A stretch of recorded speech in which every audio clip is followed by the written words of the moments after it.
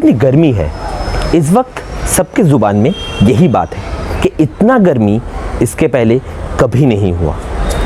क्या आपको याद है, पिछले साल भी हम लोग यही बात कर रहे थे और मेरी माने तो अगले साल भी हम यही बात करने वाले हैं कि इतना गर्मी कभी नहीं हुआ।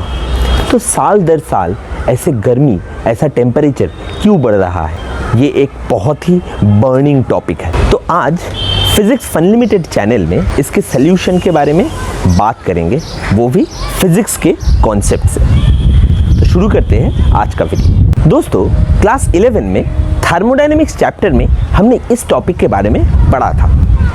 जिन्होंने नहीं पढ़ा या जो भूल गए हो उसके लिए एक बात बता देता हूँ। अगर एक कंटेनर ले लेते हैं जिसमें कुछ गैस रखा गया है और उस कंटेनर का जो ढक्कन है, जो कैप है, वो बंद है। उस कंटेनर में अगर बाहर से कुछ हीट जनरेट करे और अंदर भी ऐसा कुछ सिस्टम हो रहा है जिससे अंदर भी कुछ हीट जनरेट हो रहा है, तो धीरे धीरे क्या होगा, कंटेनर के अंदर का जो गैस है उसका टेम्परेचर बढ़ता रहेगा।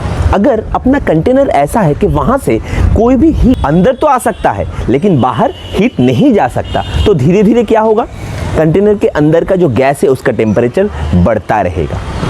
मेरी मानिए दोस्तों, यही चीज़ हमारी धरती के लिए भी हो रहा है। बहुतों को लगेगा धरती में ऐसा कहाँ पर हो रहा है, कैसे हो रहा है, जबकि अपना जो अर्थ है, उसका जो एटमॉस्फेयर है, उसके ऊपर थोड़ी ऐसा कोई ढक्कन है कि हीट बाहर नहीं निकल पाएगा। यहाँ पर भी ढक्कन है। उस ढक्कन का नाम है ग्रेविटेशनल फोर्स।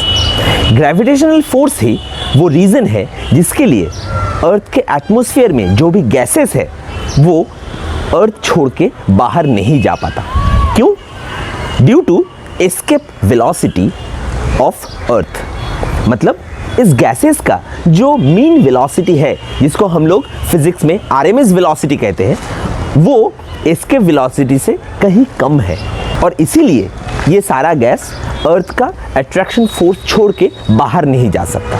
हम लोग कार्बन एमिशन कर रहे हैं, कार्बन डाइऑक्साइड, कार्बन मोनोऑक्साइड, ये सब जो गैस हम लोग बहुत ज़्यादा अमाउंट में छोड़ रहे हैं, उससे क्या हो रहा है, ये सब गैस, इसको हम लोग ग्रीन हाउस गैस कहते हैं। क्यों?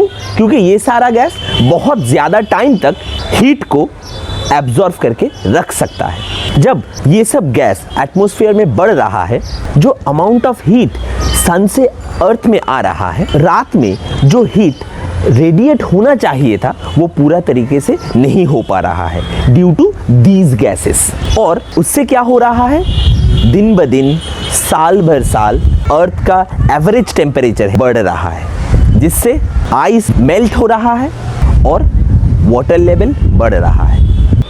इसका मतलब क्या पता है दोस्तों, हम लोग अपना गड्ढा खुद खोद रहे हैं और उसके अंदर अब ऑलमोस्ट गले तक जा चुके हैं। इसको लेकर सोचना अभी बहुत ज़्यादा ज़रूरी है और सिर्फ सोचना ही नहीं, कुछ काम भी करना ज़रूरी है। तो अब इसका सल्यूशन के बारे में बात करते हैं। तो देखो दोस्तों, जैसे हम सबके पास अपना पर्सनल मोबाइल है, तो वैसे हम सबके पास एक पर्सनल पेड़ क्यों नहीं हो सकता। अगर हम सब लोग एक एक करके पेड़ लगाए, सिर्फ अब हम सारा इंडियंस जो 100 करोड़ से भी ज़्यादा है, अगर हम सब लोग एक एक करके पेड़ लगा सकते हैं तो ये जो प्रॉब्लम है ये बहुत हद तक कम हो सकता है। और भी एक बात है, जो रिन्यूएबल एनर्जी है उसको लेकर भी हम लोगों को अभी सोचना पड़ेगा, जैसे सोलर एनर्जी। अगर हम लोग जो इलेक्ट्रिसिटी है वो सोलर में चलाए तो उससे जो कार्बन एमिशन है वो कहीं हद तक कम होगा। जब ये कार्बन एमिशन कम होगा तो amount of carbon dioxide atmosphere में कम होता रहेगा, जिससे टेम्परेचर सही रहेगा और वेदर ठीक होता रहेगा। तो ये था मेरा सल्यूशन इस प्रॉब्लम के बारे में।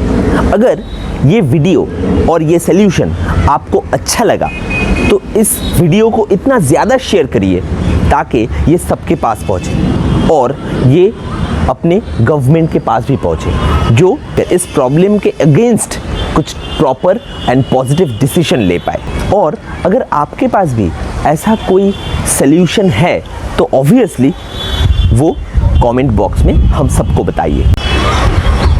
तो आज का वीडियो यहीं पर ही ख़त्म करते हैं, इस होप के साथ कि अगला साल अपना जो वेदर है वो कहीं ज़्यादा अच्छा हो और दिन बर दिन ये जो धरती है वो रहने लायक रहे हम सब के लिए।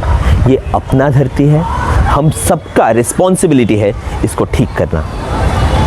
Thank you.